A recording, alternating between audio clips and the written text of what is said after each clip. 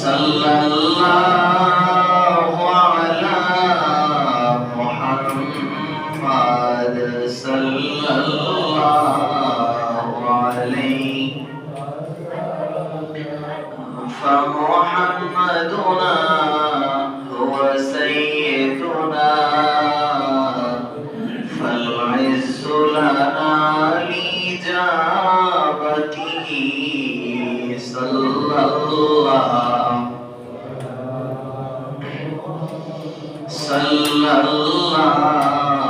عليه وسلم صلى الله على محمد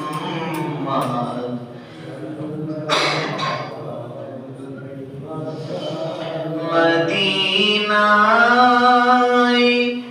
যাইতে হৃদয় হয় যে অধীর বেকুল বেকার করোশি মিনতি মনজুর দয়াতে ইয়া রাসূলুল্লাহ সাল্লাল্লাহু আলাইহি সাল্লাল্লাহু আলা মুহাম্মাদ সাল্লাল্লাহু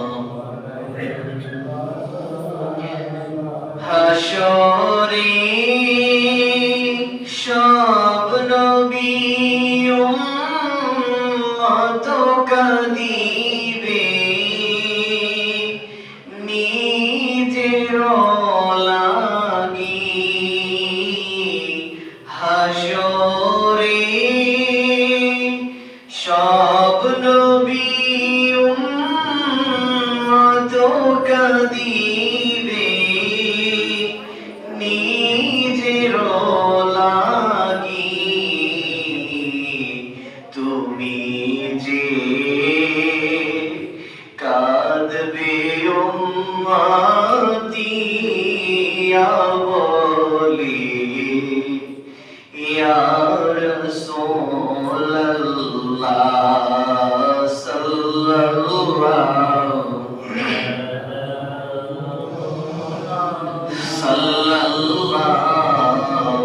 আলাইহি সাল্লাল্লাহু আলা মুহাম্মাদ সাল্লাল্লাহু। সম্মানিত মুসল্লিয়ানে কিরাম, আল্লাহ রাব্বুল আলামিনের শাহী দরবারে লাখো কোটি শুকর এবং সুজুদ যে রব্বুল আলামিন মহিমান্বিত রজনীতে আল্লাহ রাব্বুল আলামিন তার ঘরে আসার মতন বসার মতন সেই তৌফিক আমাদেরকে দান করেছেন, সেজন্য রবের দরবারে শুকরিয়া তান বলি আলহামদুলিল্লাহ। লাখো কোটি দরুদ ও সালাম তার চাইতে অনেক গুণ বেশি মুহাম্মদুর রাসূলুল্লাহ সাল্লাল্লাহু আলাইহি ওয়াসাল্লামের পবিত্র কদম মোবারকের উপর, যাকে আল্লাহ রাব্বুল আলামিন আজ থেকে প্রায় ১,৫০০ বছর পূর্বে तमाम অন্ধকারাচ্ছন্ন জগতের ভিতরে এক আলোকবর্তিকা হিসেবে প্রেরণ করে সেই আলোতে तमाम জগৎকে আলোকিত করে আজ পর্যন্ত মদিনা মুনাওয়ারায় হায়াতুন নবী হিসেবে রেখে দিয়েছেন। সুবহানাল্লাহ। সে নবীজির উম্মত আপনি আমি হতে পেরেছি আল্লাহ রাব্বুল আলামিনের শাহী দরবারে কিয়ামত পর্যন্ত আপনি আমি যদি সিজদায় পড়ে থাকি, এর শুকরিয়া ধন্যবাদ কৃতজ্ঞতা আল্লাহর দরবারে আপনি আমি কোনোদিন শেষ করতে পারবো না। বলেন না সুবহানাল্লাহ। শুকরিয়া দান বলি আলহামদুলিল্লাহ। সম্মানিত হাজিরিন, খুব অল্প সময়, যেহেতু শীতের রাত্র, বেশি রাত্র করে কি লাভ, অল্প কিছু সময় আমরা আলোচনা শুনবো ইনশাআল্লাহ। তারপরে মিলাদ মুনাজাত তাবারক হয়ে গেলি আর আমরা বেশি দেরি করবো না। এই পাশে যারা আছেন একটু মেহেরবানি করে সামনে আসেন, মানুষ যেহেতু অল্প কয়েকজন, একটু সামনে আসেন, মজলিসের তো একটা আদব আছে। এই বাচ্চারা সবগুলো সামনে, অনেক একজন থাকবে।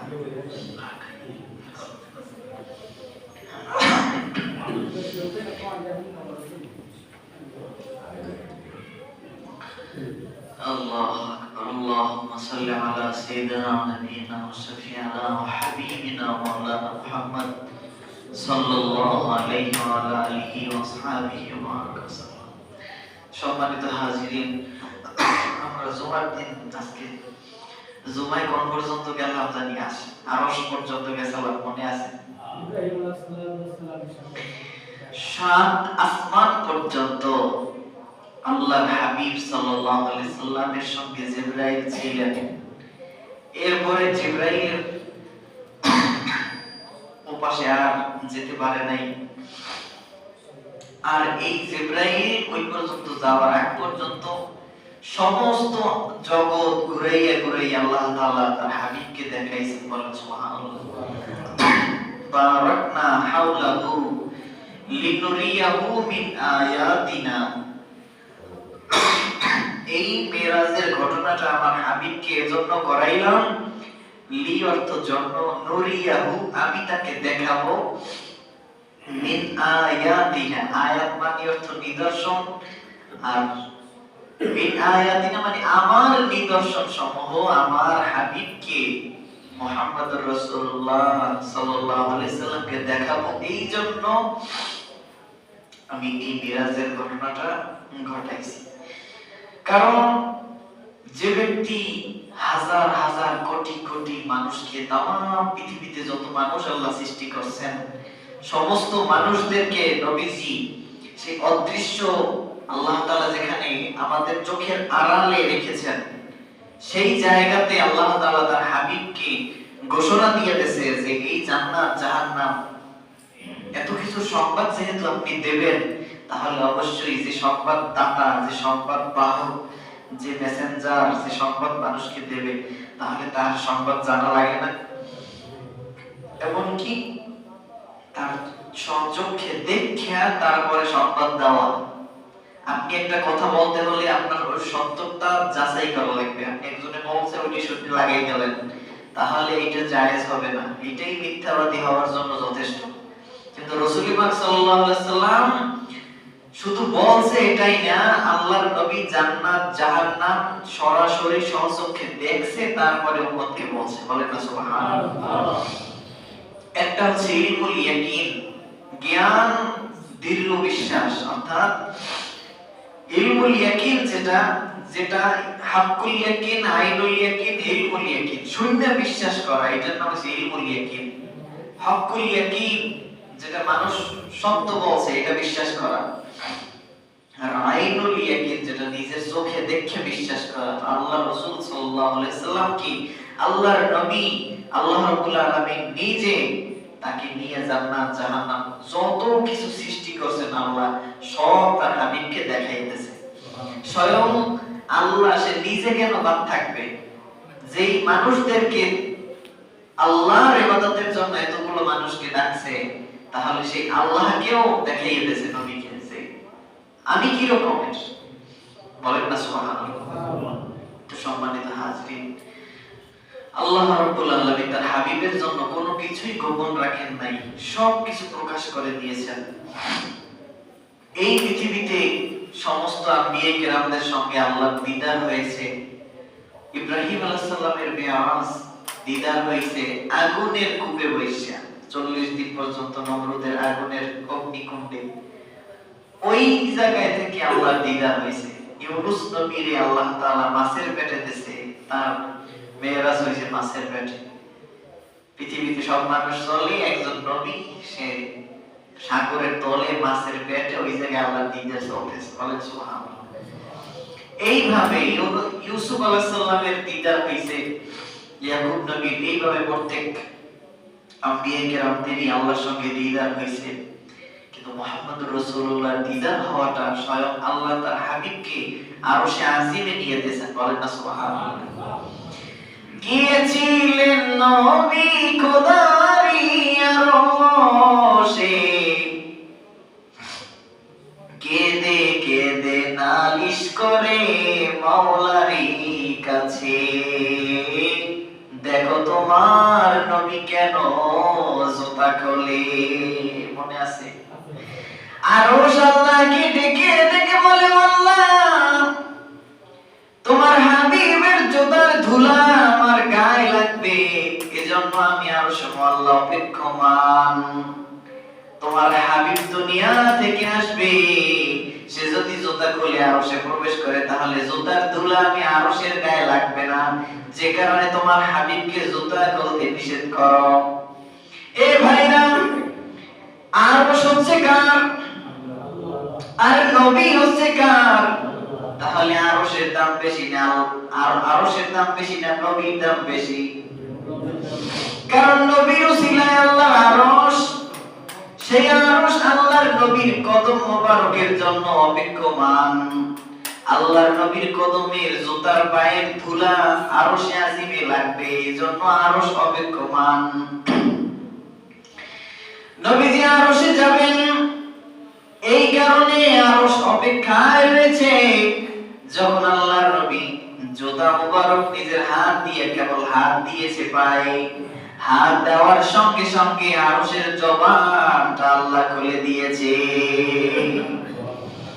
নবীর জুতার ধুলায় আমি আরশ আল্লাহ চিরধন্য হইব গো রব্বানা।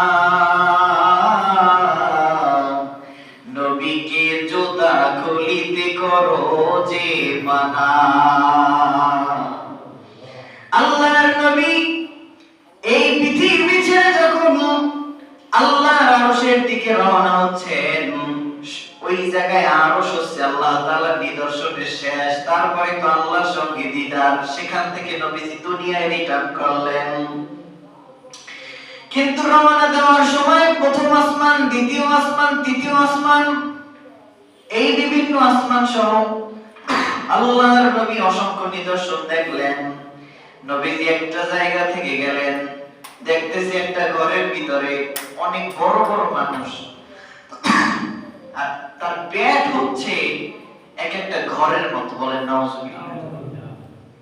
আল্লাহর নবী বললেন, ও জিবরাইল, এই ঘরের ভিতরে এই মানুষগুলাকে দেখা যায়, বলো না গো জিবরাইল এদের পরিচয় কি? জিবরাইল আমিন বলে, ইয়া রাসূলুল্লাহ, এরা হচ্ছে আপনার উম্মতের মধ্যে যারা সুদ খাবে, সুদের মাল যারা পেটে ভক্ষণ করবে, তাদের পেটটা ওই রকমের বড় বড় হয়ে যাবে। নবীজি আরো লক্ষ্য করে তাকিয়ে দেখতেছেন, ওই বিরাট বিরাট ঘরের মতন এক একটা পেট, ওই পেটের ভিতরে বড় বড় সাপ বিচ্ছু আর ওই দংশন করে। মানুষটা এত যন্ত্রণা যে নড়াচড়ারও কোনো শক্তি পায় না, এত বড় পেট, নড়াচড়া করবে কেন? এইভাবে জান্নাত আল্লাহর নবীকে দেখানো হলো। আল্লাহর নবী যখন জান্নাতের গেট দারওয়ানের কাছে গেলেন, জান্নাতের গেটের সামনে, জান্নাতের গেট দারওয়ানের নাম হচ্ছে রিদওয়ান। রিদওয়ান নামে ওই ফেরেশতা যদি দুই হাত সম্প্রসারিত করে, এই হাতের মাথা থেকে ওই হাতের মাথা পর্যন্ত 250 বছরের রাস্তা। এই হাতের মাথা থেকে এই হাতের মাথা পর্যন্ত কত? 250 বছরের রাস্তা। এই হচ্ছে একজন গেটদারওয়ান ফেরেশতা। আল্লাহর নবী তাকিয়ে দেখলেন ওই জান্নাতি গেটদারওয়ান রিদওয়ান ফেরেশতা চোখের মনির মধ্যে লেখা মুহাম্মাদুর রাসূলুল্লাহ। আল্লাহর নবী এইভাবে সমস্ত নিদর্শনগুলো এক এক করে প্রত্যক্ষ করা শুরু করলেন, দেখা শুরু করলেন। নবীজি এখন আস্তে আস্তে সামনের দিকে আগাচ্ছে।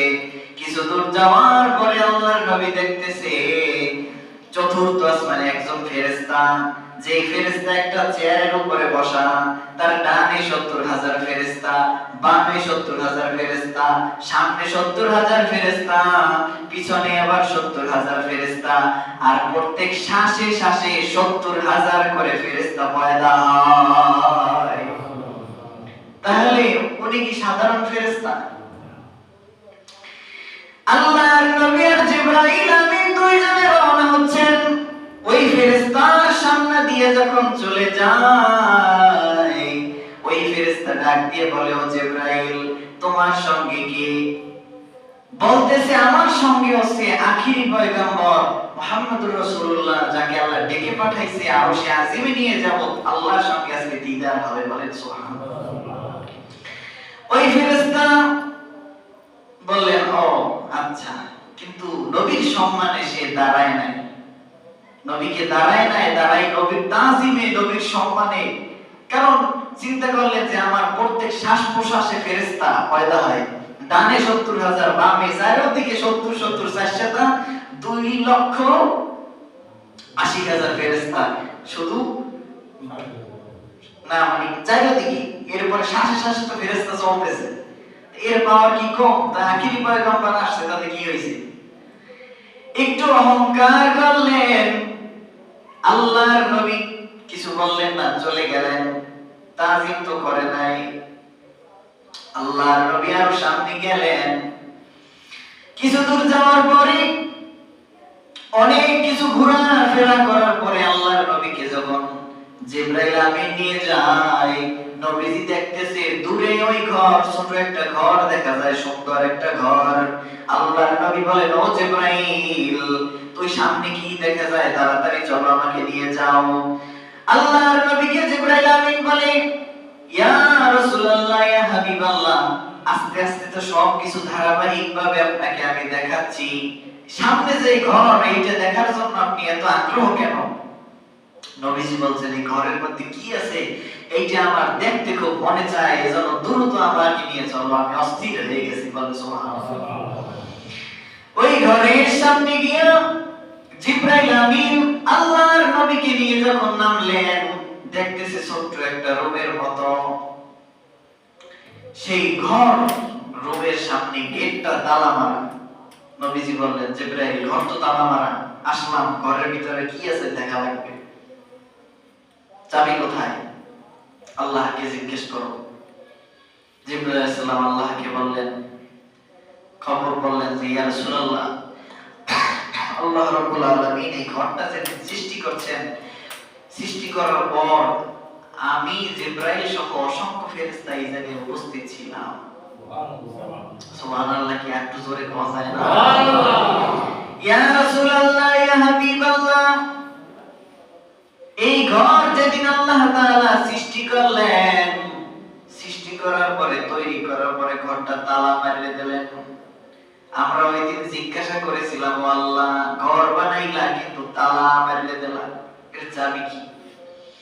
আল্লাহ রাব্বুল আলামিন ওই দিন ঘোষণা করেছিলেন, এই তালার চাবি দুনিয়ায় আর কারো কাছে থাকবে না। এই তালার চাবিটাই শুধু, তালার চাবির মালিক হচ্ছে আমার প্যারা হাবিবে কিবরিয়া মুহাম্মদুর রাসূলুল্লাহ। আল্লাহর নবী বলেন, ও জিবরাইল, বলো চাবি কোথায়?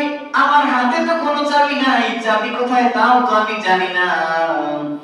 জিবরাইল আমিন বলে, ইয়া রাসূলুল্লাহ, আপনি তালার উপরে হাত দেন। আল্লাহ বলছে, আপনি যদি তালার উপরে হাত দেন, হাত দেওয়ার সঙ্গে সঙ্গে ওই তালাটা খুলে যাবে। মিরাজের ঘটনা দিয়ে আল্লাহ তাআলা অসংখ্য, অর্থাৎ অসংখ্য হিকমত রাখছেন। আজকে প্রযুক্তি বিজ্ঞান যত কিছু আবিষ্কার করতেছে, সব কিছু অন্তত এর মূল কোরআন হাদিসে আছে। বলেন সুবহানাল্লাহ। এই যে দেখেন, ওই তালা নবীর হাত ছাড়া কারো হাতে খুলবে? ঠিক এমনি করে এই যারা টাচ মোবাইল চালায়, ওই কি কি কি জানি করে, এটা পিন দেয়, প্যাটার্ন দেয়, বা হাত দিলে এই যে আঙ্গুল দিয়া যে হাত দিলে পরে তালা খুলবে, নতুবা অন্য কারো হাত দিয়ে খুলবে না মোবাইলের লক। ওই যার হাত দিয়ে লকটা করা হয়েছে, ওনার হাত দিয়েই করবে। তাছাড়া মোবাইল চোরে নিয়েও চালাতে পারবে না, খুলতে পারবে না।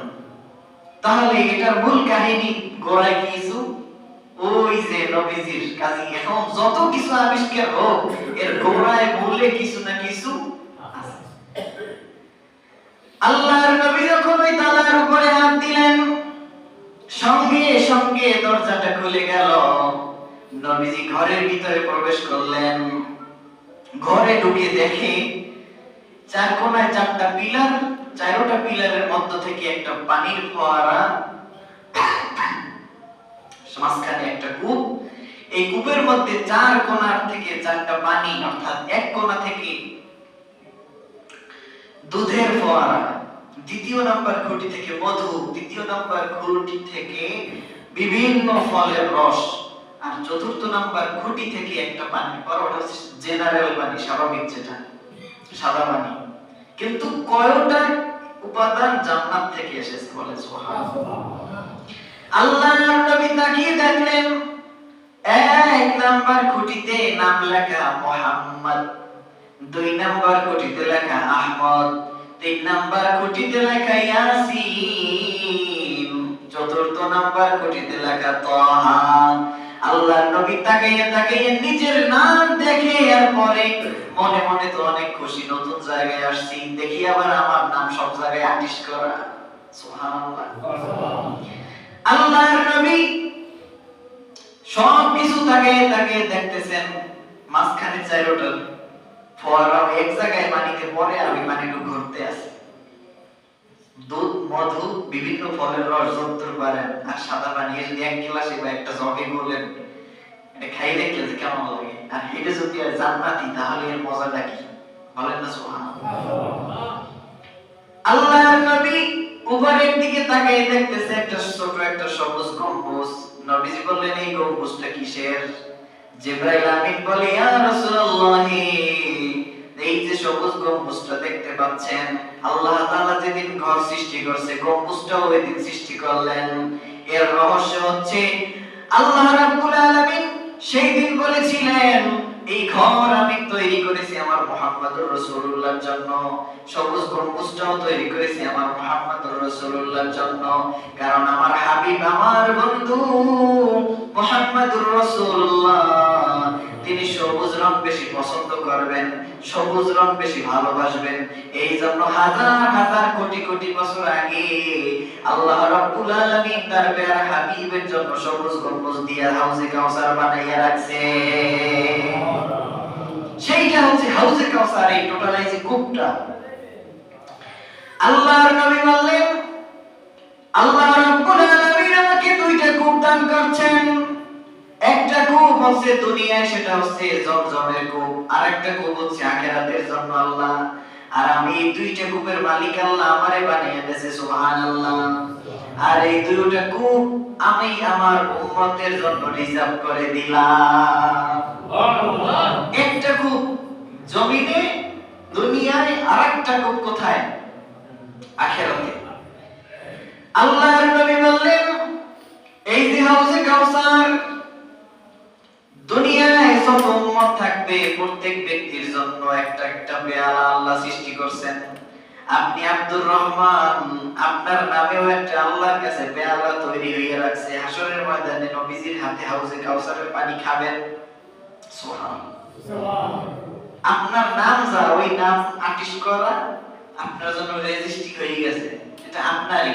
আপনি ছাড়া ওইতে আর কেউ পান করতে পারবে না। আপনার জন্য একটা নির্ধারণ হয়ে গেছে, যেহেতু আপনি আখিরি নবীর উম্মত। বলেন না সুবহানাল্লাহ। আপনাকে আল্লাহ হাউজে কাউসারের পানি খাওয়াবে। জান্নাতে যাওয়ার আগ পর্যন্ত ওই ব্যক্তি তৃষ্ণার্ত হবে না, যে ব্যক্তি ওই হাউজে কাউসার থেকে ওই যে চারটে জিনিস থেকে পানি তৈরি হয়েছে শরবত, ওইটার এক পেয়ালা পানি যদি কেউ খাইতে পারে তাহলে জান্নাতে যাওয়ার আগ পর্যন্ত ওই ব্যক্তি পিপাসার্ত হবে না। বলেন না সুবহানাল্লাহ। এমনি করে আল্লাহর নবী অসংখ্য মুজিজা, আল্লাহর নিদর্শন দেখার পরে আল্লাহর নবী আল্লাহর আরশে চলে গেলেন। আরশে গিয়ে আল্লাহর দিদার যখন হলো, আসার সময় আল্লাহর নবীর মন অত্যন্ত ব্যথা, আল্লাহর নবীর মন খারাপ। কেউ যদি নাও বোঝে, বোঝে কে? আল্লাহ রাব্বুল আলামিন বললেন, ও আমার হাবিব, ও আমার মুহাম্মদুর রাসূলুল্লাহ সাল্লাল্লাহু আলাইহি ওয়াসাল্লাম, আপনাকে আমি দুনিয়া থেকে আমার আরশে আজিম নিয়ে আসলাম, আমার সঙ্গে সাক্ষাৎ করাইলাম, সব কিছু আপনারে ঘুরে ঘুরে দেখাইলাম, কিন্তু আপনার মন কেন খারাপ? আল্লাহর নবী বললেন, ও আল্লাহ, আমার জিন্দেগিতে আমি তো তোমার সঙ্গে সাক্ষাৎ করতে পারলাম, কিন্তু আমার গরীব কিছু উম্মত আছে, ওরা তো জীবনে আপনারে দেখতে পারবে না দুনিয়ায় বসে। ও আল্লাহ, আমার মনটা বড় খারাপ, আপনার সঙ্গে আমার মেরাজ হয়েছে, কিন্তু আমার উম্মতের অবস্থাটা কি হবে? আল্লাহ রাব্বুল আলামিন ওই সময় বললেন, as-salatu mi'rajul mu'minin, নামাজটা হচ্ছে মুমিনদের জন্য মেরাজ। ইয়া রাসূলুল্লাহ, ইয়া হাবিবাল্লাহ, এই আপনার জীবনে আপনার জিন্দেগিতে মেরাজ হয়েছে, আমার সঙ্গে সাক্ষাৎ হয়েছে একবার, কিন্তু আপনার উম্মত যদি দৈনিক 5 ওয়াক্ত নামাজের জন্য মসজিদে এসে যায়, আমি কথা দিলাম আপনার উম্মতের সঙ্গে আমি মেরাজ করে দেব। আল্লাহর নবী 5 ওয়াক্ত নামাজ, আল্লাহ রাব্বুল আলামিন প্রথমে 50 ওয়াক্ত নামাজ দিলেন।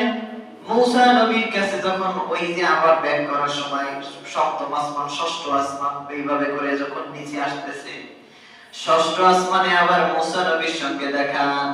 মূসা আলাইহিস সালাম বললেন, ও আল্লাহর হাবিব মুহাম্মদুর রাসূলুল্লাহ সাল্লাল্লাহু আলাইহি ওয়াসাল্লাম আল্লাহর সঙ্গে মেরাজ করলেন, আল্লাহ আপনাকে কি হাদিয়া দিয়েছে? বলে, আল্লাহ আমারে 50 ওয়াক্ত নামাজ হাদিয়া দিয়েছে। বলেন না সুবহানাল্লাহ। মূসা আলাইহিস সালাম বলছে, আমি বনি ইসরাইলদের নবী হয়ে দুনিয়ায় গেছিলাম, এত পরিমাণে ওরা অবাধ্যতা করছে, এত পরিমাণে কষ্ট আমাদের দিয়েছে, আল্লাহর ইবাদত করতে পারে নাই, পারবে না, আপনার উম্মত পারবে না, আপনি যান কমাইয়া আনেন। নবীজি আবার চলে গেলেন, যে আল্লাহ দরখাস্ত করলেন, আল্লাহ বলেন ঠিক আছে 5 ওয়াক্ত কমাইলাম, এভাবে রয়েছে 45। আবার আসছে মূসা নবীর কাছে, ওই সময় দেখা কি খবর, তখন ওই আবার একই কথা হইল।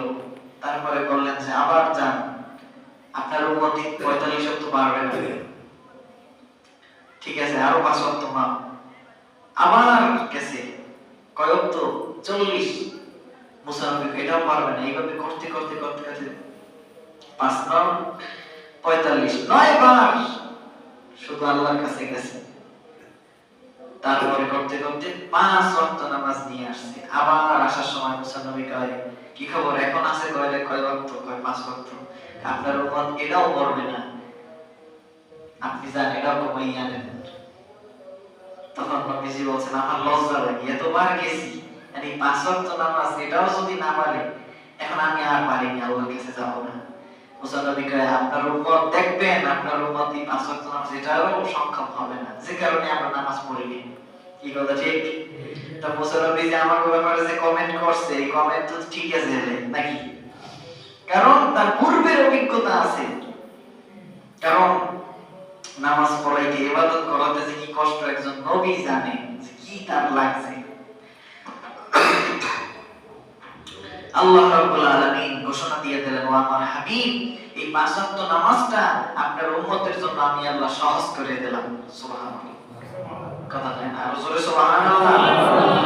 ও আমার হাবিব, এই 5 ওয়াক্ত নামাজ আপনার উম্মতের জন্য আমি সহজ করে দিলাম। জিবরাইল আমিন আর নবীজি যখন আবার পুনরায় বের করলেন, আসার সময় মনে আছে ওই যে একজন ফেরেশতা চতুর্থ আসমানে 70,000 2,80,000 ফেরেশতা ওয়ালা, ওই যে সম্মানিত ক্ষমতাবান মহান ফেরেশতা, নবীজি দেখতে আছে চেয়ারটা শুধু পড়ে আছে, কিন্তু ফেরেশতা আর নাই। আল্লাহর নবী বললেন, জিবরাইল বলো এখানে ওই ফেরেশতা কোথায়?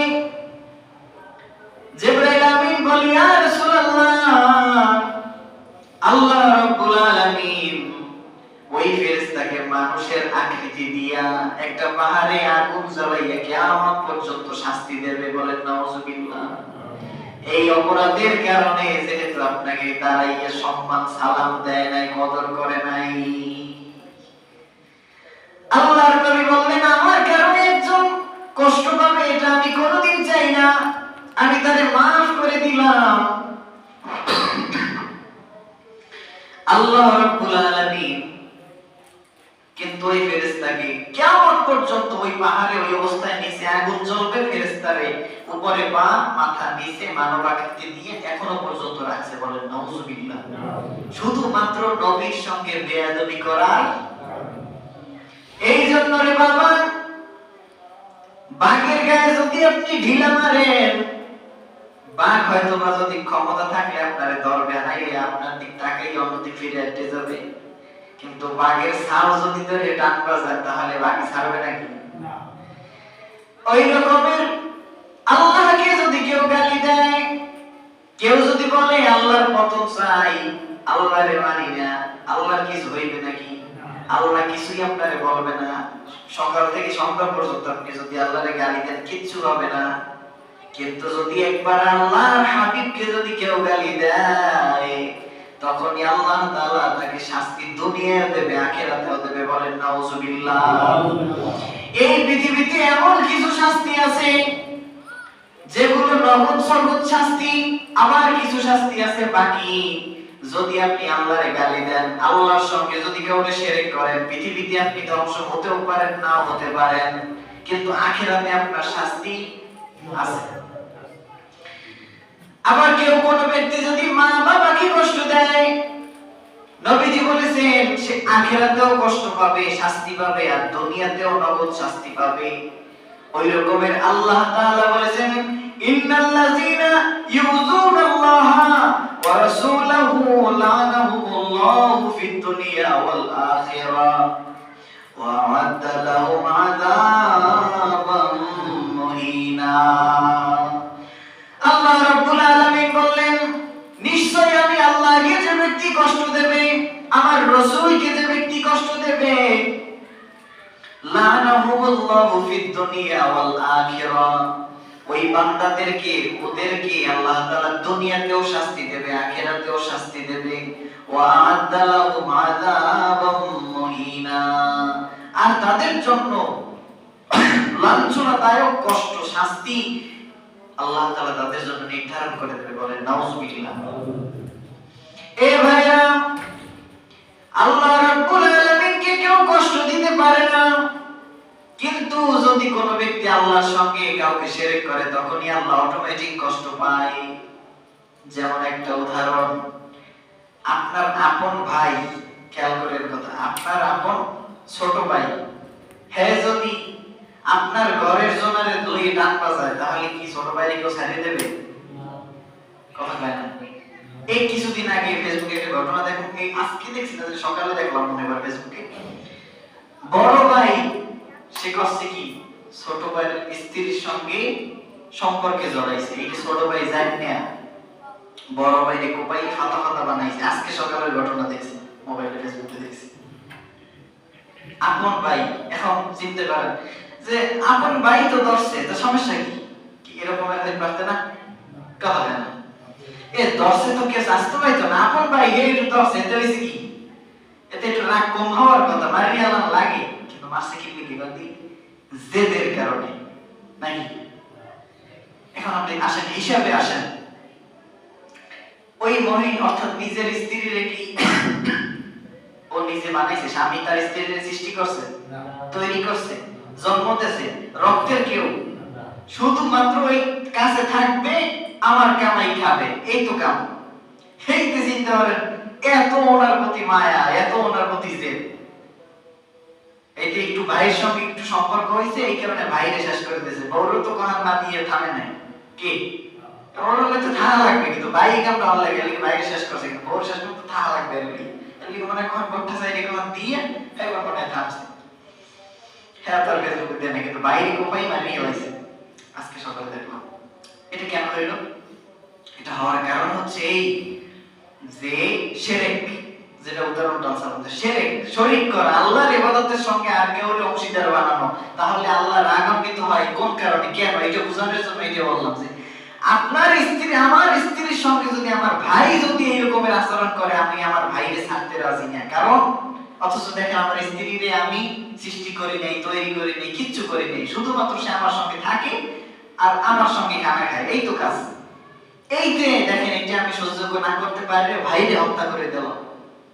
তাহলে যেই আল্লাহ সৃষ্টি করছে, যেই আল্লাহ খাওয়ায়, রিজিকের ফয়সালা করে, যে আল্লাহ শ্বাস প্রশ্বাসের মাধ্যমে অক্সিজেনের ব্যবস্থা করছে, যে আল্লাহ বাঁচাইয়া রাখছে, যে আল্লাহ কিডনি, হার্ট, লিভার সবকিছু, চক্ষু সবকিছু সুঠাম দেহ বানাইছে, সুস্থ বানাইছে, সেই আল্লাহকে সিজদা না দিয়ে যদি কেউ অন্য কিছুকে ইবাদত করে, তখন সেই আল্লাহ কি সহ্য করবে? এই হিসাবটা বুঝতে পারছেন তো ইনশাআল্লাহ? যে আপন ভাইয়ের বেলায় ওইটা সহ্য করতে পারে না, তো সেই আল্লাহ সৃষ্টি করছে, সেই আল্লাহকে আপনি সহ্য করবে? হিসাবে বলছে পাইছেন? ঠিক এমনি করে আল্লাহ রাব্বুল আলামিন শিরকটাকে পছন্দ করেন না, সহ্য করতে পারেন না। এমনি করে আল্লাহ তাআলা তার হাবিবকে কষ্ট দেবে, এটাও আল্লাহ কোনোদিন সহ্য করতে পারে? কোনোদিন সহ্য করবে না। আল্লাহ রাসূল সাল্লাল্লাহু আলাইহি ওয়াসাল্লামকে তীর মারছিল, নবীজির দাঁত মোবারক ভাঙ্গিয়া ছিটকে গেছে। যেই লোকটায় মারছে তীর, সেই লোকটার নাম হচ্ছে, নামটা এই জন্য ভুলে গেছি, তার বংশধর আজও পর্যন্ত আছে। ওই ইউরোপ কান্ট্রির ওদিকে একটা জাতি আছে যাদের দাঁত নাই, দাঁতই নাই, ছোটবেলা থেকে ওইভাবে দাঁত নাই, হাসতে অর্থাৎ তাদের হাসি, মুখের হাসি আল্লাহ গায়ে এনেছে। কিয়ামত পর্যন্ত ওই বংশে যত মানুষ আসবে কেউ কোনোদিন দাঁত জ্বালাবে না, কারণ সে ওই যে 1400 বছর আগে তীর মেরে দিয়েছে কার গায়ে? নবীর গায়ে, নবীর দাঁত ভাঙছো। এজন্য আল্লাহ কিয়ামত পর্যন্ত তোমার গোষ্ঠীতে যত মানুষ আসবে কেউ দাঁত হইবে না, বলেন নাউজুবিল্লাহ। আমি জুমার দিন বেড়াই খালি বারবার একটা কথাই ঘুরে ফিরে বেড়াই বলার চেষ্টা করেছি, নিজে ভালো হইলে বংশ ভালো হবে। মনে আছে? কারণ কি জানেন? আপনি কয়দিন বাঁচবেন?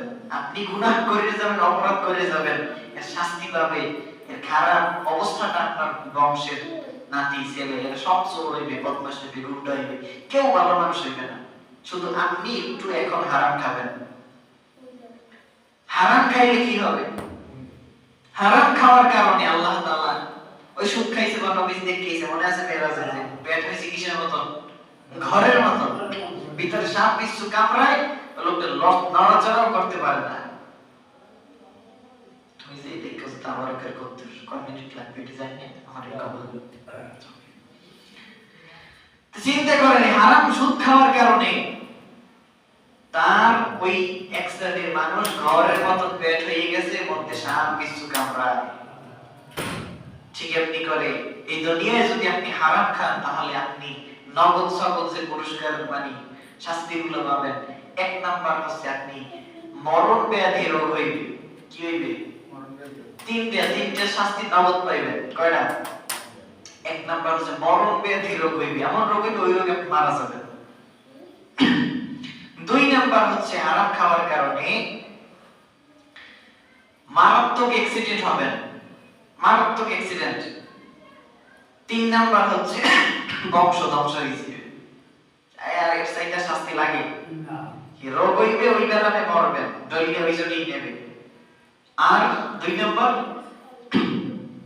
অ্যাক্সিডেন্ট হবে, ঠ্যাক ভাঙবে, হাত ভাঙবে, পা ভাঙবে, আসুকে একটার পর একটা লাগতেই থাকবে, বিপদ পড়তেই থাকবে। এমন হালালখোর মানুষ আছে, এই জায়গায় আছে, মনে করেন যে জীবনে গায়ে ব্যান্ডেজ করা লাগে না, হাত ভাঙে না, জোয়ে খায় না, গেজতে পারে না, মাছে খায় না, পোহে খায় না, আছে না? গায়ে কোনো ব্যান্ডেজ করাও লাগে না, আছে না এরকমের মানুষ? হালাল খাওয়ার বরকতে আল্লাহ তাআলা তার এই বিপদ অ্যাক্সিডেন্ট থেকে বাঁচায়। আর হারাম খাদ্য খাওয়ার কারণে আল্লাহ বিপদের একটার পর একটা লাগাই দিতেন। এজন্য হারাম খাওয়ার সুযোগ আছে না। একটু দোষে পড়েন সাল্লাল্লাহু আলা মুহাম্মাদ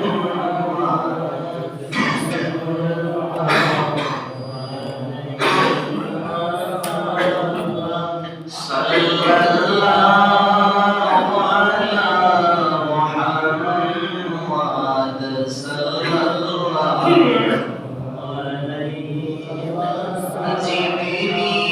وطا ليلة نصرا ورب دعا لحضرته صلى الله صلى الله عليه صلى الله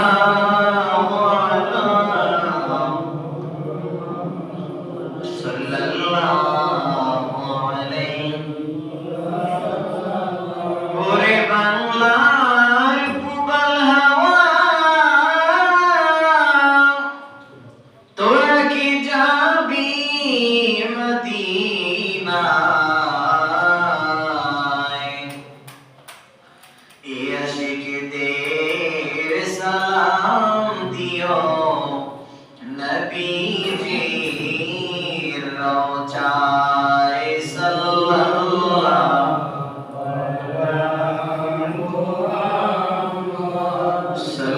সাল্লাল্লাহু আলাইহি সাল্লাল্লাহু আলা মুহাম্মাদ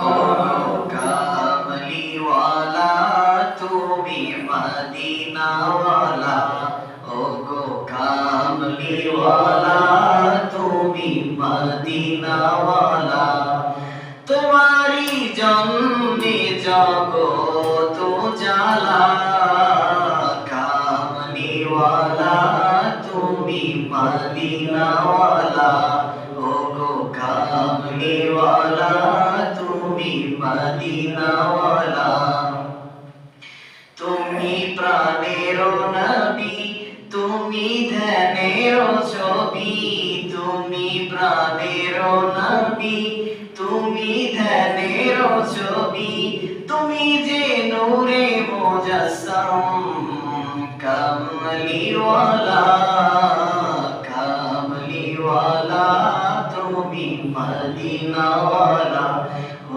গো কামলিওয়ালা তুমি মদিনাওয়ালা তোমারি জন্মে জগত উজালা কামলিওয়ালা তুমি মদিনাওয়ালা জোরে বলেন মারহাবা রহমতে আলম নবী নূরে মুজাসসাম রহমতে আলম নবী নূরে মুজাসসাম সাহাবীরা তোর বানায় ওই নবীজির গাম সাহাবীরা তোর বানায় ওই নবীজির গাম চিনো মানো জানো কেমন আমার নবীজি যার পাগল চন্দ্র সূর্য তারকারাজি রে যার পাগল চন্দ্র সূর্য তারকারাজি তোমরা আরো শোভানি সুন্দর কাহিনী আরো শোভানি সুন্দর কাহিনী জান্নাতের ওই রুমে রুমে লেখা নবীর নাম জান্নাতের ওই রুমে রুমে লেখা নবীর নাম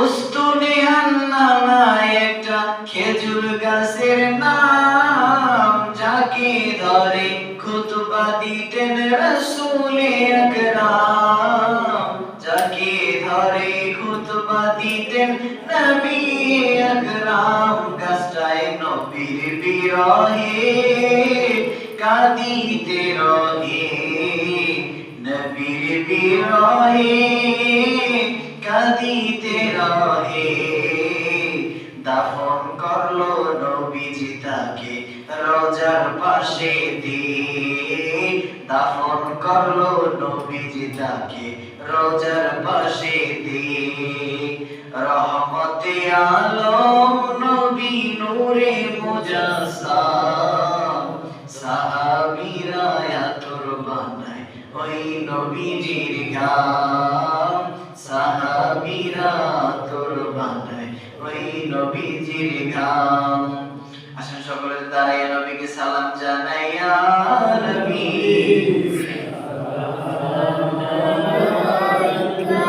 ইয়া রাসূল সালাম আলাইকা, ইয়া হাবিব সালাম আলাইকা, সালাওয়াতুল্লাহ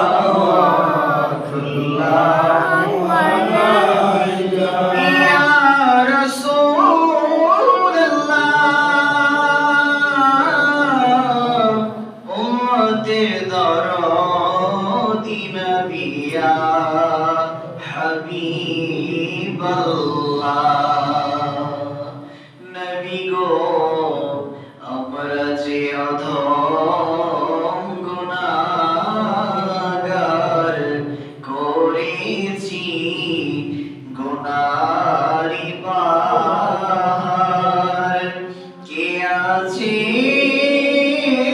মোদের তরাবার ওই হাসরে শুধু পরিচয় আপনার, ইয়া নবী সালাম আলাইকা, ইয়া রাসূল সালাম আলাইকা, ইয়া হাবিব সালাম আলাইকা,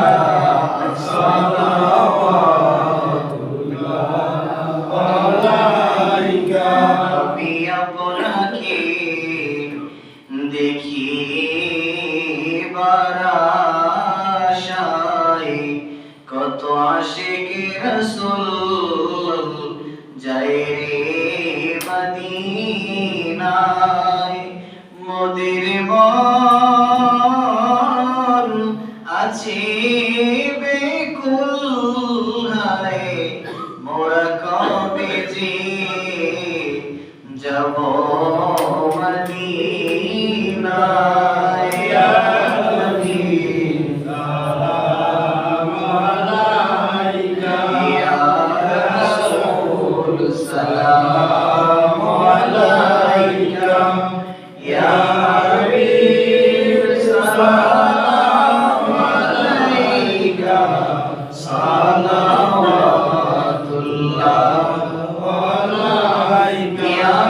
صل وسلم دائما ابدا على نبيك خير خلق كلهم، بلغ العلا بكماله كشف الدجى بجماله حسنت جميع خصاله صلوا عليه وآله। সম্মানিত হাজিরিন, আরো কিছু সময় লাগবে আমাদের তাবারক তৈরি হইতে। কই থেকে না থেকে আর চলো নাকি?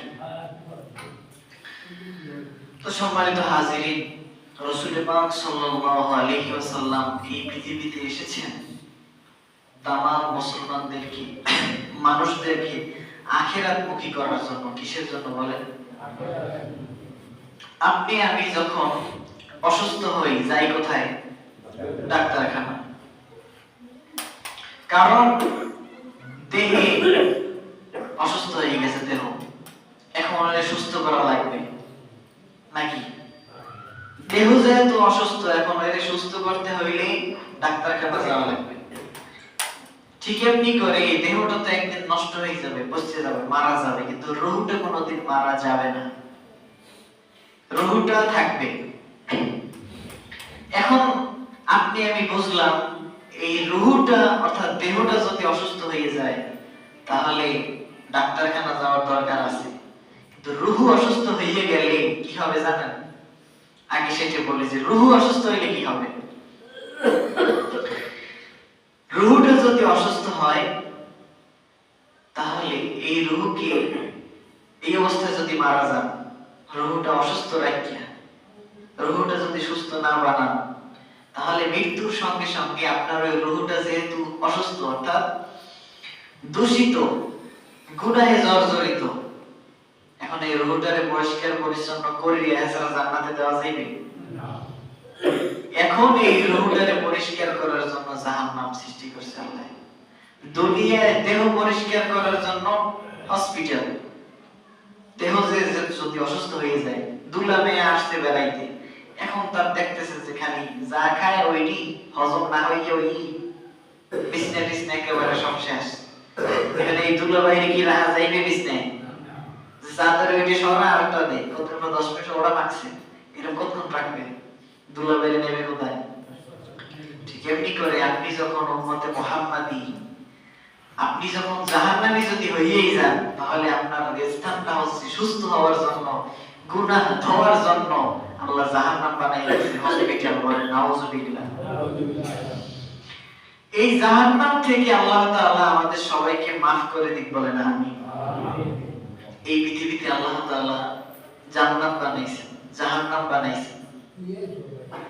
নবীজি বলেন একবার সুবহানাল্লাহ বলার কারণে জান্নাতে এমন একটা বড় গাছ তৈরি হবে, যে গাছটা এত বড় যে দ্রুতগামী ঘোড়া যদি 500 বছর পর্যন্ত দৌড়ায়, দৌড়াতে দৌড়াতে দৌড়াতে এই গাছের ছায়া, গাছটার ছায়া যে পড়বে এটা অতিক্রম করতে পারবে না, এত বড় গাছ হয়েছে। এই যে একবার বলছেন এটাও একটা গাছ তৈরি হয়ে গেছে। এইভাবে যতবার সুবহানাল্লাহ বলবেন ততবার একটা গাছ আল্লাহ তাআলা তৈরি করে রাখবে। বলেন না সুবহানাল্লাহ। এই পৃথিবীতে যত পরীক্ষা আছে, প্রত্যেক পরীক্ষায় যদি ফেল করে পাস করার সুযোগ পরবর্তী বছর আছে, কিন্তু আখিরাত হচ্ছে এমন, আল্লাহ তাআলা প্রশ্নপত্র পাস করে দিয়েছে। কি প্রশ্নপত্র কি করে দিয়েছে? পাস করে দিয়েছে। কারণ অনলি ওয়ান, একবার মাত্র, যেটাই ফার্স্ট ওইটাই লাস্ট। ওই একবার ওইটা যদি সে সুযোগ যদি কোনো ব্যক্তি কাজে না লাগাইয়ে কবরে যায়, সে ব্যক্তি রিটার্ন আর কোনোদিন ফিরে আসতে পারবে না। একবার কাফের, মুশরিক, বেঈমান, মুনাফিক তারা কিয়ামতের ময়দানে আল্লাহর কাছে বলবে, আল্লাহ আমাদেরকে আবার দুনিয়ায় আমাদেরকে আবার পাঠান। তখন আর কি সুযোগ আছে? দুনিয়ায় আবার যদি পাঠায় তাহলে আবারও মানবে না, এর একটা প্রমাণ আছে। দেব প্রমাণটা বলবো। কাফের মুশরিক যারা মারা যাইয়া ওই এখন বর্তমানে জাহান্নামে পড়তে আছে, ওদেরকে যদি আবার উঠিয়ে ফেরত দেওয়া হয়, ওরা আবারও মানবে। কারণ মানুষ উপস্থিত বিদ্যায় বেশি বিশ্বাসী। যেমন আপনি এখন যা দেখেন ওইটা বিশ্বাস করেন, কিন্তু যেটা দেখতে আসেন না ওটার প্রতি আপনার অতটা টান নাই, মায়া নাই। মনে করেন আর 3 দিন পরে বিশাল ঝড় তুফান দাবার বন্যা শুরু হবে, যারা রেডিও শুনতে আছেন এখন এফএম রেডিও, হইতে দেখবেন যে গানটা না চলে না ওই সময়, আপনি শানে ইলাহি, শানে রিসালাত, নবীর শানে গান চলে, আল্লাহর শানে হেডফোন বাজনা বাজাই। কিন্তু ওই বন্যার তারিখ এই জন্য এফএম রেডিও তো চালাইয়ে না লাগবে। ওই সময় কি করে গজল ছাড়ে, আর বলতব্য সহকারে গজল আছে না, ওইটা ছাড়ে। এরপর যেই হতে যে না ওটা হতে কাটি মাটি চট্টগ্রাম হইয়ে মায়ানমার হয়ে ওদিক গেছে, কাটি পিছলেই গেছে, ওই সময় আবার শুরু হয়, আবার ওই আগের ধার। বোঝেন কথা? তার মানে আল্লাহ ভয় দেখাইছে, ওরাও একটু সোজা হয়েছে, আবার যে সরছে আবার ঠিক হয়েছে, এই সিস্টেম হয়েছে। এখন এই হচ্ছে প্রমাণ যে যখন আল্লাহ ভয় দেখায়, যখন শাস্তি দেয়, ওই সময় আল্লাহ মাফ করে দেন। আবার যখন মানুষটা সুস্থ, যখন অসুস্থ অবস্থায় মানুষ যে পরিমাণে আল্লাহ আল্লাহ করে, সুস্থ অবস্থায় ওই পরিমাণে আল্লাহ আল্লাহ করে, নামাজও পড়ে না সুস্থ হয়ে। কিন্তু অসুস্থ হইলে জ্বরে পড়ে 15 দিন 14 দিন বিছনায় হইয়ে থেকে আছে, কি কষ্ট যারা রয়েছেন তো দেখছেন। ওই সময় কি মনে হয় না যে আল্লাহ এবার যদি মনে সুস্থ করো 5 ওয়াক্ত নামাজ আর ছাড়বো না, তাও অনেকে করছে না, কথা হয় না, মনে মনে ওই বিছনায় শোয়াইয়া আল্লাহ তওবা করাইয়া এরপর উঠাইছে, ছাড়ছে, এর আগে ছাড়ে না। কি হইছে কি হয় নাই? এই দুনিয়ার এই ছোটখাটো বিষয় এরপর সুস্থ হওয়ার পর যায় কইলিয়া, ঠিক এমনি করে জাহান্নাম থেকে যদি আবার ছাড়া হয়, এবং আইয়া আবার ওই রকমের আকাম করবে। এজন্য আল্লাহ বুঝতে হইনি জানতেছে কয়বার, কথা হয় না। এই একবার চান্স, এটা আপনি আমি সুযোগ হারা করতে চাই না, এটা আপনি আমি ধরে রাখতে চাই ইনশাআল্লাহ। এখন আসেন কি করতে হবে। এই রূহকে যদি আপনি অসুস্থ অবস্থায় যদি আপনি হাজির হন আল্লাহর কাছে, তখন আপনাকে জাহান্নামে দেবে। জাহান্নামটা কি রকমের? নবীজি বলছেন, একজন জাহান্নামী ব্যক্তি যখন ক্ষুধায় অত্যন্ত অস্থির হয়ে যাবে, তখন তাকে জাক্কুম নামে একটা ফল তার সামনে এনে দেওয়া হবে। বলেন নাউজুবিল্লাহ। ওয়া ইন্না শাজারাতাজ জাক্কুম তুআমুল আসিম, সূরাতুল ওয়াকিয়ার মধ্যে আসছে যে ওয়া ইন্না শাজারাতাজ জাক্কুম, নিশ্চয়ই জাক্কুম গাছের ফল, তুআমুল আসিম, আসিম মানে গুনাহগার, তুআম মানে খাদ্য, গুনাহগারের খাদ্য। এটা কি? এটা কাঁটাযুক্ত একটা ফল। নবীজি বর্ণনা দিয়ে বলেন যে জাক্কুম গাছের ফলের একটা রস, এক ফোঁটা রস যদি এই পৃথিবীতে ফেলানো হইতো, ওই গাছটার বিষাক্ততার কারণে সমস্ত কীট পতঙ্গ মারা যাইতো, ওই জমিনে আর কোনোদিন ফসল হইতো না। বলেন না, ইট ইজ এক ফোঁটা তেজ যদি পৃথিবীতে পড়ে, এরপরে ওইটা বান্দারে কাঁটাযুক্ত অবস্থা, পেটেও তো ক্ষুধা, খাওয়াও তো লাগবে। এরপরে আল্লাহ তাআলা তারে খাওয়াইবে, ফেরেশতারা দিয়ে লুকাইয়ে দেবে মহের ভিতরে। কাঁটা, এই জন্য কেউ বেলে যদি আস্তা বেলে গিললে খাওয়া সম্ভব? কথা হয় না, থাকবে ভিতরে কিছু। কিন্তু জাক্কুম গাছটা ওয়ার সাইজে তো কত কোটি কোটি গুণ কষ্টদায়ক, এই পর্যন্ত যাইয়া বাঁচতে পারবে না, পারবে এদিকে আনতে, না পারবে ভিতরে যাইতে। আর এখন তো আরেক যন্ত্রণা, পেটের ওদিকে তো ক্ষুধা, খাওয়া তো লাগবে, গেলতেও পারে না, সামনেও হালাইতেও পারে না। তখন পানি করলে এটা চিৎকার মারবে। তখন পানিটা এনে খাদ্য, যে পানিটা খাওয়ানো হবে সেই পানিটা হচ্ছে জাহান্নামীদেরকে আগুনে পোড়ার পর দেহ, জাহান্নামী মানুষের দেহ থাকবে অসুস্থ, পচা, দুর্গন্ধ। এইটা আরো আগুনে পড়লে পরে একটা তৈল বের হবে পানির মতন, ওইটা জাহান্নামের তলে জমবে। বলেন নাউজুবিল্লাহ। শ্মশানে যে পড়ে দেখছেন, যারা দেখছেন কমপক্ষে 1.5-2-3 কেজি তৈল পড়ে পড়ার সময়, মানুষের তৈল আছে তো। জাহান্নামী মানুষগুলো আপনি অসুস্থ, পচা, দুর্গন্ধযুক্ত, এরপরে ওইগুলো পড়ার পরে মানুষগুলো গলিয়ে নিচে থাকবে, ওর থেকে এক পেয়ালা গরম পানি উঠাইয়া নবীজি বলছেন জাহান্নামী ব্যক্তির সামনে এনে একটা পেয়ালায় রাখবে, রাখার সঙ্গে সঙ্গে লাগবে না, রাখার সঙ্গে সঙ্গে ওই পানিটা এত পরিমাণে গরম, টকবক করে যে ফুটবে, 70 গজ পর্যন্ত টকবক এই ফুটবে, পানি ছিটকে উপরে উঠবে। এরপর পানিটা ওই এত জোশ হবে, সামনে রাখার সঙ্গে সঙ্গে ওই পানির তাপের কারণে তার দেহের অর্থাৎ চেহারার গোস্তগুলা জোশিয়া গলিয়া একেবারে ওই পেয়ালার মধ্যে পড়বে। বলেন নাউজুবিল্লাহ। ফেরেশতারা উঠাইয়া ওই ব্যক্তিকে খাওয়াইয়ে দেবে, মাথায় ঢালিয়ে দেবে। দেওয়ার সঙ্গে সঙ্গে গরমের তাপের কারণে তার এই ভিতরের কাঁটা, গোস্ত, মাংস সব কিছু গলিয়া পায়খানা রাস্তা থেকে বের হয়ে যাবে। বলেন নাউজুবিল্লাহ।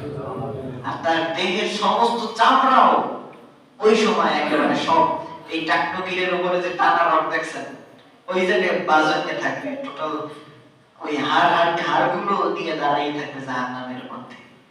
আর সমস্ত দেহের চামড়া, গোস্ত, পেটা, ভিতরে নালী ভুঁড়ি, এগুলো সব নিয়ে ওই পিছনে লটকাবে, এই অবস্থায় হাঁটবে।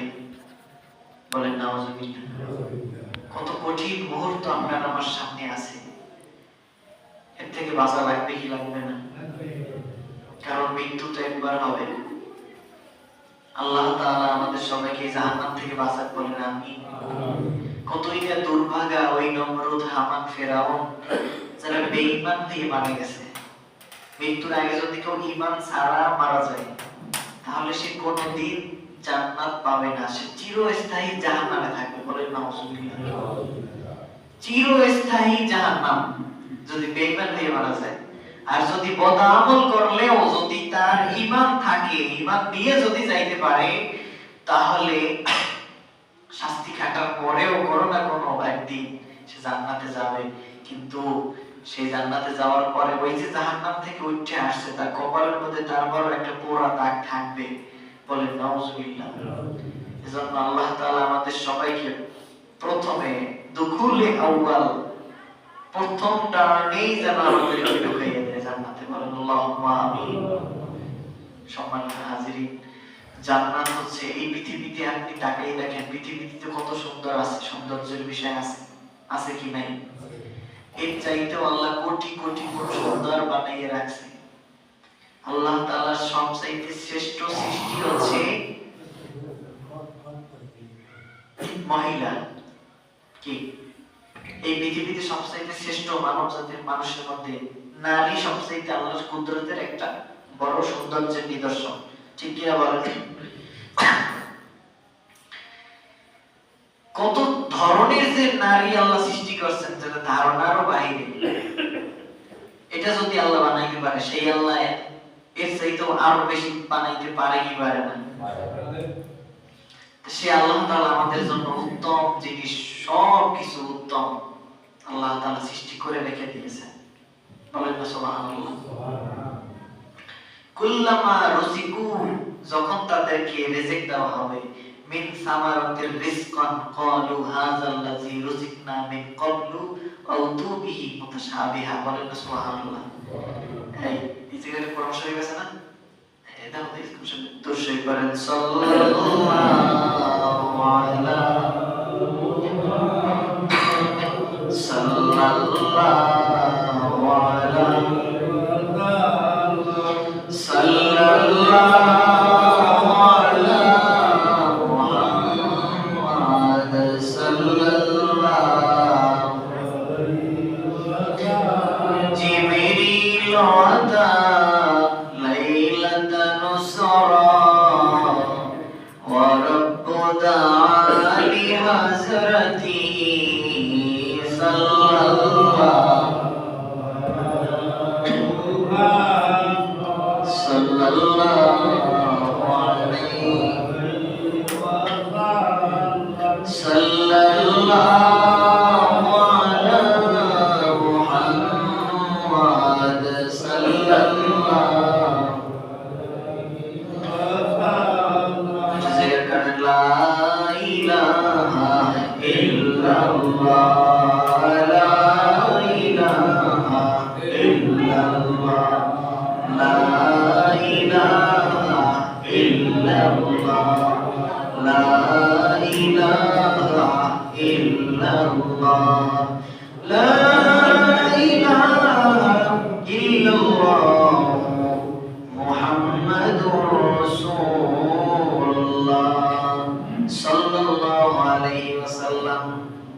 সূরাতুল বাকারার মধ্যে আল্লাহ তাআলা বলেন, খেয়াল দিয়ে শুনেন, সরাসরি তাফসীর, আজকে তাফসীরও করে দিলাম।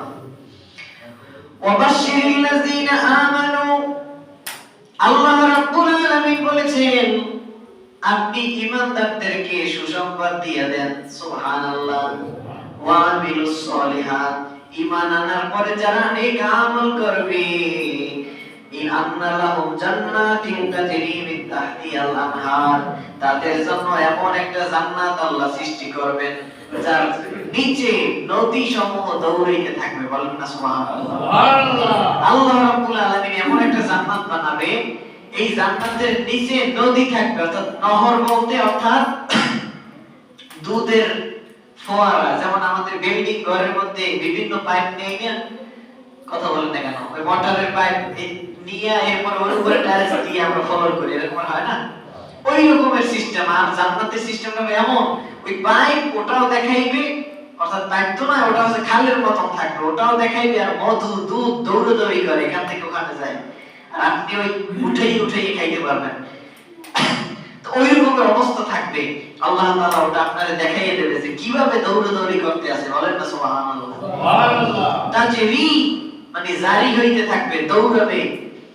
মিন তাহতিহাল আনহার, তাহতা মানে হচ্ছে নিচে, এই ফলরের নিচে, আনহার মানে নহর, নহর মানে ওই যে নদী, নহরের বহু বচন হচ্ছে আনহার, অনেকগুলো নদী, দুধের, মধুর, পানির, শরবতের সবকিছু, তাহতিহাল আনহার, নিচে দৌড়াদৌড়ি করতে থাকবে, বলেন না সুবহানাল্লাহ। তাজরি জারি হইতে থাকবে।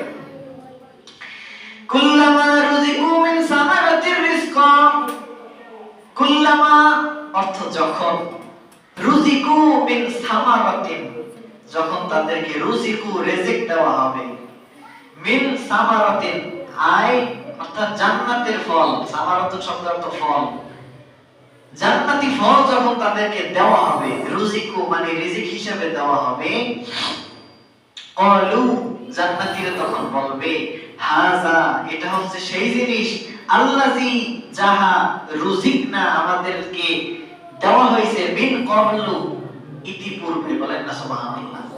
যখন আমাদেরকে অর্থাৎ জান্নাতীকে এই ফল যখন দেওয়া হবে তখন জান্নাতীরা বলবে যে এটা আমাদেরকে পূর্বেও দুনিয়ায় বসে দেওয়া হয়েছে, বলেন না সুবহানাল্লাহ। রুজিক না আমাদেরকে দেওয়া হয়েছে মিন ক্বাবলু পূর্বে, ইতিপূর্বে মানে দুনিয়ায়।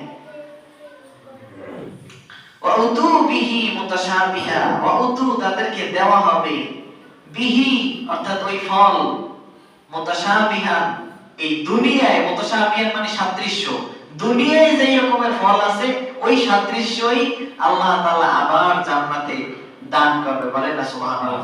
এর দুইটা ব্যাখ্যা আছে। একটা হচ্ছে এই পৃথিবীতে যেই রকমের ফল আল্লাহ বানাইছে ওগুলো তো থাকবেই জান্নাতে, আরো জান্নাতে নতুন কিছু আল্লাহ আবিষ্কার বানাই দেবে, তৈরি করে রাখবে, বলেন না সুবহানাল্লাহ। এইটা একটা। আরেকটা বিষয় হচ্ছে এই যে এই মুহূর্তে যে ফলটা দেওয়া হয়েছে, যে আম, যে কাঁঠাল আপনাকে খাইতে দেওয়া হবে, খাওয়ার পরে কিছুক্ষণ পরে আবার ফল এসে হাজির হবে, তখন আপনি বলবেন এই মাত্রই তো আমরা খাইলাম, কুল্লামা হাযাল্লাযী রুজিকনা মিন ক্বাবল, বলবে যে এটা ইতিপূর্বে তো আমারে আবার দেওয়া হয়েছে, এই মাত্র তো কাঁঠাল খাইছে বা আম খাইছে জান্নাতে বসে, তখন আবার যখন হাজির করবে তখন কবে যে এটা তো কুল্লামা অর্থাৎ আমাকে আবার পুনরায় এই মাত্র দেওয়া হয়েছে, রুজিকনা মিন ক্বাবল ইতিপূর্বেই তো দেওয়া হলো, তখন ওই জান্নাতি ব্যক্তিটা মুখে দিয়ে দেখবে এই কাঁঠালের স্বাদ অন্য আর একটা ভিন্ন, বলেন না সুবহানাল্লাহ। একটা ফলের মধ্যে 70 ধরনের স্বাদ আল্লাহ ঢুকিয়ে দেবে, বলেন না সুবহানাল্লাহ। পারে কি পারে না? সে আল্লাহ পারে কি পারে না? এ ভাইরা, যেমন আপনি ধরেন আমের কথাই, যখন ফুল থেকে যখন আমের আকৃতি হয়ে যায় ওই সময় যদি একটা আমের ছোট, ওইটা কি বলে? বল। এবার একটু বড় হইলে কি জানি বলে? গুটি। ওইটা যদি চাপা দিয়ে দেয় ওই সময় একটু কষ্ট লাগবে, আলিয়া আলিয়া লাগবে, মানে লবণ বিহীন, ওই সময় টক হয় নাই। একটু বড় হইলেই আপনি চাপা দিলে দেখবেন টক।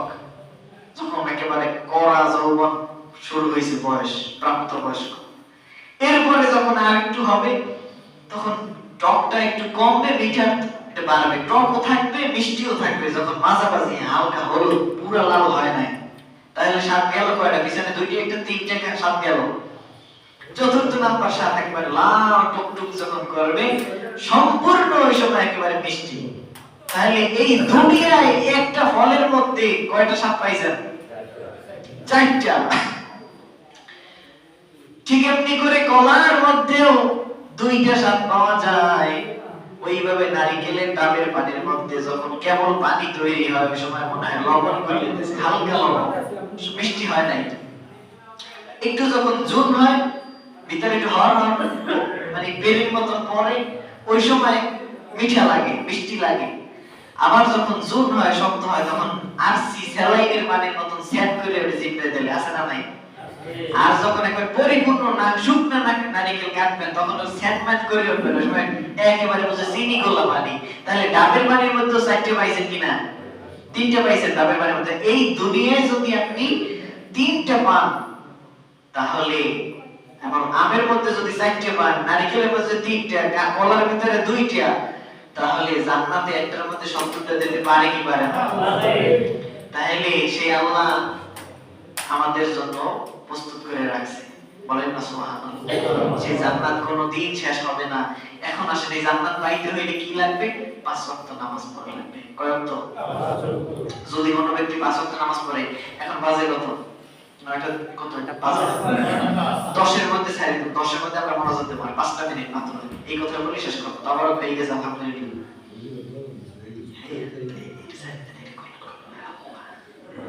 খাইছে তো দাদা কেমন? এখন শোনেন, এই কথাটা বললেই ছাড়বো। আপনি এই যারা ছাগল পালে, ছাগলের মালিক, ছাগল যারা পালে, ছাগল হচ্ছে পৃথিবীতে সবচাইতে ঘাটতারা আগারুরা পশু প্রাণীর মধ্যে। দেখছেন সন্ধ্যার সময় বৃষ্টি পরে ওদিকে ঠাডা গর্জনি দিতে আছে, ছাগল ধরে ধরে টানে, ওই সময় হাত ব্রেক দেয়, ওই সময় ঠ্যাং ব্যাঙ্গেলা লাগে না? কারণ এমন হাত ব্রেক দেয় ওই সময়, ছাগলে খাবিতে লোক টানতে মেজাজ আছে গরম হয়ে, ওই সময় লাগে বাড়ি দেওয়া, কেউ লাথিও মারে ওই সময়। খবরদার ছাগলে লাথি মারা ছিল না। এটার একটা কারণ আছে, সমস্ত নবীদেরকে আল্লাহ ছাগল বলাইছে নবুয়তি দেওয়ার আগে। এই হিকমত হচ্ছে ছাগল যেহেতু সবচাইতে ঘাটতারা আনাটা প্রাণী, ওইটা পালিয়া পুষিয়া তুমি ওরে মাথায় বোঝাই হনাই ওর ছাগলকে কামি হইতে টানিয়ে বাড়িয়ে এনে ধৈর্য ধরে পালিয়া পুষে যদি তুমি ছাগল পালতে পারো, তাহলে তুমি উম্মতরেও পালতে বলেন না সুবহানাল্লাহ। এই ছাগল পালার মধ্যে রহস্য এইটা। এখন ছাগলের মালিকের কাজ দায়িত্ব হচ্ছে বৃষ্টি থেকে, রোদ বৃষ্টি থেকে ছাগল বাড়ি আনা, যাতে ছাগল অসুস্থ না হয়। ঠিক এমনি করে আমাদের গলায় একটা অদৃশ্য রশি আছে কার হাতে? আল্লাহ তাআলা চায় আমার বান্দাগুলো কেউ জানি জাহান্নামে না যায়, সবাই আল্লাহ চায় জান্নাতে নিয়ে যাইতে। বলেন না সুবহানাল্লাহ। কোন ব্যক্তি যদি জান্নাতে যাওয়ার মধ্যে ইবাদত ছাড়িয়ে যদি ভিন্ন কোনো কাজে হারামে লিপ্ত হয়, তখনই ওই যে মনে আছে হারাম খাইলে অ্যাক্সিডেন্ট হবে, বংশ ধ্বংস হবে, আর একটা অকাল মৃত্যু হবে, মনে আছে? মরণ ব্যাধি রোগ হবে। ওই রকমের অর্থাৎ কোন ব্যক্তি যদি খাবি দেয়, তাহলে ছাগলের মতো ছাগলের মালিক যখন ডাকিয়ে ফেলা গেল, এই যে আল্লাহ তাআলা এই টাইমকে শেষারাইয়ে সেচতে কুটিয়ে যারে খায়, বুঝেন, রোগ ব্যাধি দিয়া এরপরে মারবে। কাজে সুস্থে মৃত্যুবরণ করতে চাই না, অসুস্থ হইয়া রোগ ব্যাধি লালাডি করে যারে, লালাডি করে না আমাকে বরিশালে, এরকম বিপদে পড়িয়া কবরে যাবেন না সুস্থ বিপদে যাই কবরে যাইবেন? সুস্থ বিপদে বিপদ মুক্ত হয়ে কবরে যাইতে হলে 5 ওয়াক্ত নামাজ পড়লে আর কোনো রোগ ব্যাধি থাকবে না। তাহলে আজ থেকে 5 ওয়াক্ত নামাজ অনেকেই পড়ে, আলহামদুলিল্লাহ, এলাকা অনেক নামাজি আছে মাশাআল্লাহ। যারা এখনো পড়ি না আর যারা পড়ে সবাই আজ জায়গা, আজ থেকে আজ জায়গা, হাত জায়গা, হাত জায়গা, যে আল্লাহ আজ থেকে আমরা আর কোনোদিন নামাজ কাজা করব না। বলেন আল্লাহুম্মা আমিন। আল্লাহ আপনি আমাদেরকে কবুল করেন, বলেন আমিন। সংক্ষেপে একটু দাঁড়িয়ে সালাম জানাই, ইয়া নবী ওদের সামনে আলাইকা ইয়া রাসূল সালাম আলাইকা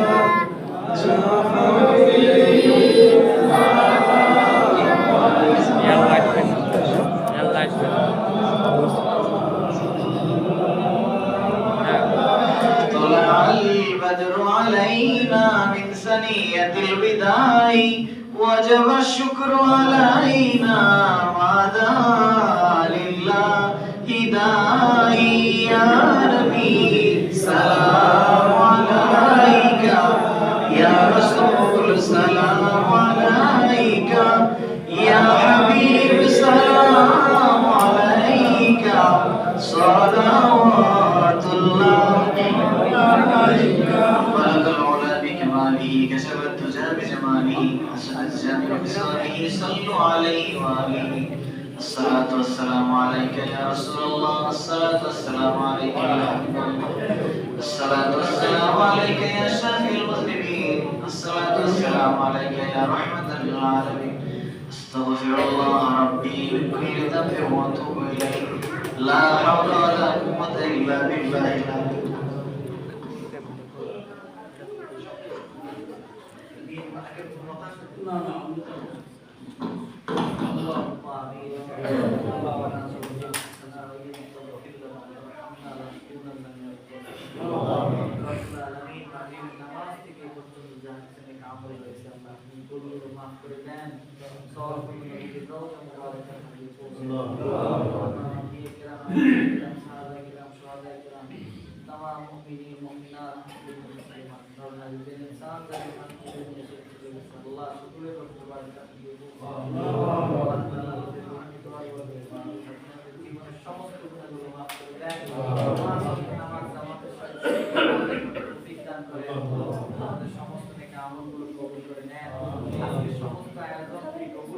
سبحان ربك رب العزة عما يصفون وسلام على المرسلين والحمد لله.